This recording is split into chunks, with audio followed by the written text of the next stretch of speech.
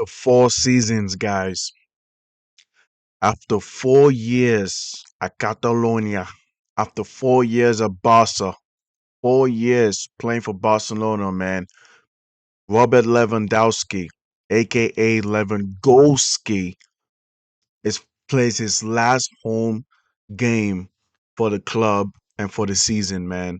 I'm sure you guys have known that this Lewandowski a couple of weeks ago, right? I think it was. He announced that he was finally going to leave Barcelona after 4 years, and he's leaving after about 37 years of age, right? I mean, the fact that within 4 years, this guy's accomplished so much shows how much of a legend he is and why, to me and to a lot of football fans, he will be one of the greatest strikers in not just in Europe, but in world's history, in football history, man. He has played 190 games, and within 190 games, he scored 119 goals, winning 7 titles, man. Three La Liga, right? One Copa del Rey, and three Supercopa, man, de España. I mean, shout out to Robert Lewandowski, man. I think the only thing that we'll probably miss is the fact that he did not score a goal against Real Betis, which is interesting because after a while, you could see that the Barca players was trying to feed Lewandowski the ball. His off-ball run was very good. The way he was able to open up spaces for Rafinha, for Cancelo, for Pedri. I mean, it was just amazing. It shows that this guy still got it. Excuse me. He just obviously just doesn't have the work rate that you would want him to have. I mean, this guy came in and he won a title under Xavi, a legend, right? Played under Hansi Flick and won two more La Liga titles, bro. And I don't want to make this about Mbappe or make this about Real Madrid because I will talk about the game because that's what we're here for. But I do have to donate. Give me time. I do have to give a lot of praise to Lewandowski. Just can talk about just how amazing of a player he is, man. This is what you call a leader. Lewandowski is a leader, bro. When you see how the young players are gravitating to him, the coaching staff, right? Even the other veteran players like Christensen, Araujo, Shinsensky, right? His fellow teammate. When you see how these players, and then the crowd, right? The Barca fans and the whole city of Barcelona, they gravitate to him and they appreciate him so much. Is leadership. It's not just what he's bringing on the stat sheets. It's what he brings on the pitch and off the pitch. Now, obviously, I'm not trying to compare a 37-year-old to a 28-year-old Mbappe, but I really do hope that Mbappe gets to learn from Lewandowski and just see how amazing of a leader he is. Obviously, the age gap matters because that matters when you're trying to compare, right? But this is a guy that, remember, this is not prime Barca. He did not play under Messi. He did not play under alongside Iniesta, alongside Messi, Xavi, Carlos Puyol. Did not play alongside the prime Barca that we know them to be, right? He played alongside kids. Lamine Yamal, 18-year-old kid. Pedri, a 22-year-old kid. Paul Kobasi, a 18-year-old kid, right? Played out to Balde, a young kid. Bernal, Marc Casado, Rooney. I mean, like maybe Ferran Torres, Fermin Lopez, right? Him, Araujo, Sisensky, who else? Who else of the, like, would you say are veterans in this squad? Right? There's only 3 to 4 players that you would say that okay, those players are experienced veterans, and yet Lewandowski led these young kids, knowing, understanding, teaching them, being a mentor for them to understand how the game of football is played, bro. Right? And yet, with a team that is not going to be known as a prime peak team, right? He was able to score 119 goals in less than 200 games. That is so impressive. And he leaves this club with 7 titles, 3 La Ligas, man. This is an out of prime Lewandowski, the guy who scored 8-2, who led Bayern Munich to destroy this team 8-2, who has gone up against the prime Barca that we know of, who has gone up against the prime and peak Real Madrid that we know of, right? And it's just kind of interesting and crazy how Barca fans will appreciate him and see him walk away, man, like clapping, being so emotional. Really, really congratulations to Robert Lewandowski, bro. Now, back to the game. This game was a boring game. Both teams did not have much to fight for. Barca is already La Liga champions. Real Betis, they have already secured fifth place, which is the Europa League, if I remember correctly, right? So they don't have much to fight for. Oh, I'm sorry, Champions League. Real Betis has secured Champions League with the fifth place. If you based on coefficients, yes, Barca has 5 clubs going to the Champions League, the same way the Premier League has 5 clubs going to the Champions League. So overall, what I'm trying to say wasn't that much of a you know game that has a high stake, but we still see a little bit of enjoyment here and there, a little bit of moments of brilliance here and there, especially on Barca's side, because I will be honest with you guys, both teams were sloppy. The final thirds by both teams was just sloppiness. First goal, Rafinha won a free kick around the 28th minute, and my goodness, bro.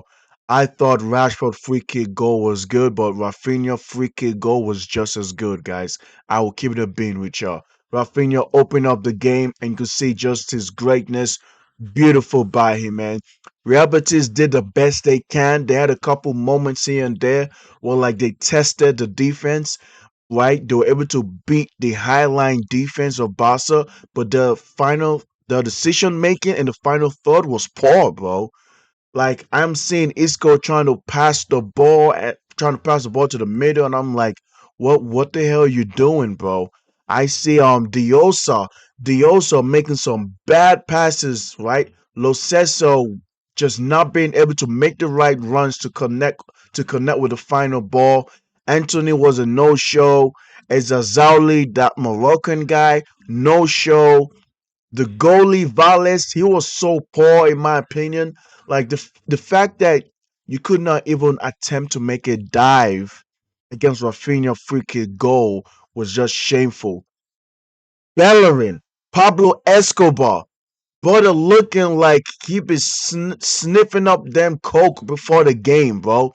Brother looking like he lived in a time of 1980s Miami, bro. I keep thinking like, bro, are you like I kept looking at Bellerin hairstyle and I kept thinking, bro, is this guy a time traveler from the 1980s of Miami, bro? Because honestly, because that hairstyle, maybe it clouded up your brain because the brother played so bad. He literally gifted a free second goal to Rafinha. Rafinha scored a brace this game, and that second goal was literally all thanks to Bellerin. I don't know what Bellerin was thinking, bro. Like, can you look up before you make the goddamn pass? The brother literally passed the ball to Rafinha. Rafinha just had the ball, was like, oh, gracias mucho. Went ahead. All what he had to do was aim and bang. There was nothing Real Betis goalie could do. Betis goalie could not do anything. He just stood there, was like, nothing I can do, man. Like, it's all on you. Like, honestly, if Betis was still fighting for that to secure that fifth position, I feel like Betis fans will go crazy on Bellerin. I won't lie to you, bro.